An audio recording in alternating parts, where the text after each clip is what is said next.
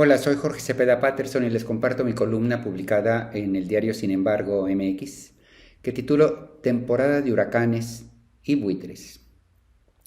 Suele decirse que tras el estallido de una guerra, la primera víctima es la verdad, pues las partes interesadas sustituyen la información por propaganda. Pero lo mismo podría decirse de un desastre natural de efectos devastadores. Con un agravante, en las tragedias de gran escala, como la de Acapulco, la víctima no solo es la verdad, también lo es la decencia. Las escenas apocalípticas no suelen mostrar la mejor faceta de los seres humanos, aunque nunca dejaremos de encontrar actitudes heroicas de profunda solidaridad y sacrificio, es cierto. Pero por lo general, frente a la desesperación, la ausencia momentánea de normas y autoridades, el desplome de ventanales y de puertas, hace que las personas tiendan a asegurar la supervivencia inmediata de los suyos, por encima de otras consideraciones. Y no tenemos ningún derecho a juzgarlos. Los saqueos que los acapulqueños están realizando de manera angustiosa en tiendas y almacenes es más que explicable. ¿Cómo condenar a paisanos que acaban de perder no solo enseres, sino en muchos casos incluso sus viviendas?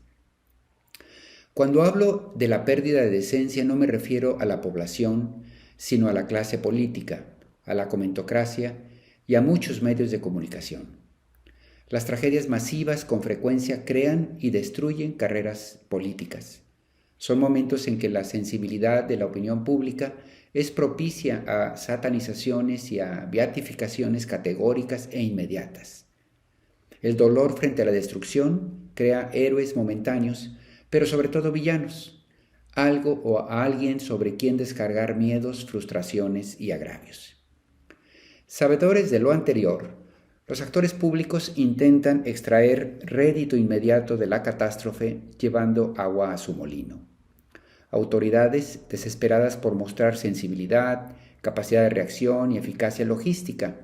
Y del otro lado, adversarios y críticos obsesionados en demostrar justamente lo contrario respecto a las autoridades, es decir, insensibilidad, incapacidad de reacción, caos logístico. Unos y otros haciendo propaganda a favor y en contra de sus banderas. La solidaridad de las víctimas convertida en moneda de cambio para inflar o para destruir reputaciones. En los últimos días hemos visto críticas al presidente porque no acudió al sitio del desastre con la urgencia pertinente, pero también, por lo contrario, haberse trasladado trabajosamente por carretera en lugar de hacerlo en helicóptero, aunque no se menciona que en esos momentos las condiciones meteorológicas aún impedían el acceso por aire. En una misma página de un diario crítico pueden encontrarse ataques porque el gobierno federal desplazó a militares a la zona y críticas por la falta de orden en el puerto de Acapulco. Sin ningún rubor se afirma que los principales funcionarios del gobierno han estado ausentes, pero que al lado de la pseudoinformación también se publica una foto de la gobernadora con las titulares de Gobernación y de Seguridad Pública, con el propósito de poder exhibir que las tres mujeres portaban botas sin el barro que inunda la zona, obviamente sin advertir en la foto que la imagen fue tomada al arrancar la jornada tras una junta de estrategia y previo a los recorridos de campo.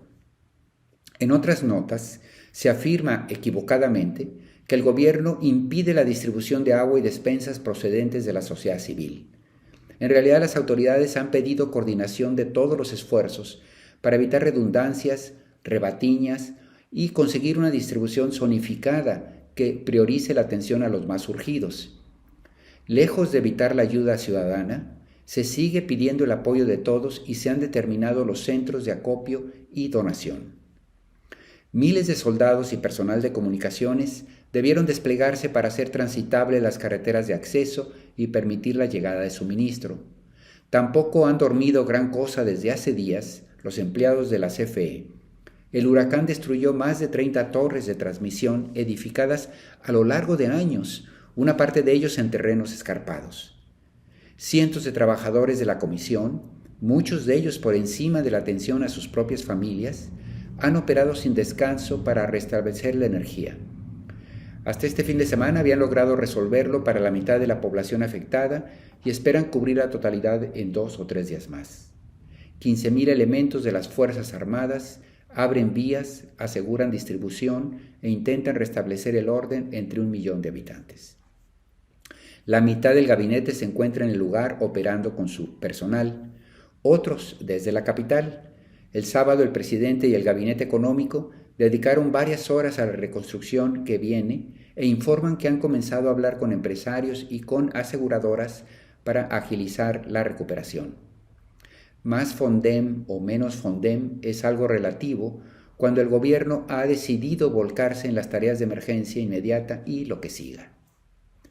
Se entiende que la opinión pública deba reaccionar de inmediato cuando advierta que las autoridades competentes desdeñan o desatienden una catástrofe de esta magnitud, pero no es el caso. En otro momento habrá que hacer los balances para valorar los mecanismos de reacción y la posibilidad de mejorarlos, es cierto. Pero ahora me parece que esta cacería para golpear a las autoridades a cualquier costo, lejos de ayudar, perjudica a las tareas de apoyo y rescate. ¿Por qué? Bueno, por 2 razones. Primero, porque la politización de la crítica puede provocar que la respuesta también se politice. Es decir, en ocasiones está la urgencia de las autoridades de mostrar resultados y contradecir los señalamientos que terminan priorizándose medidas efectivistas y despliegues de impacto mediático, y no necesariamente lo mejor para el auxilio de la población. No digo que sea el caso, pero habría que asegurar que los funcionarios implicados no actúen mayormente de cara a la foto y sí a su responsabilidad como resultado de estas críticas injustas que se están haciendo. Por eso es que el tipo de críticas que se haga sí importa. Segundo, porque afirmar irresponsablemente que el gobierno bloquea la ayuda conducirá a muchos ciudadanos a dejar de hacerlo. Habría que preguntarse, ¿no es eso algo criminal? Por último, un desastre natural de esta magnitud desborda las posibilidades inmediatas de una comunidad. Lo hemos visto una y otra vez en países con mayor desarrollo e infraestructura que el nuestro.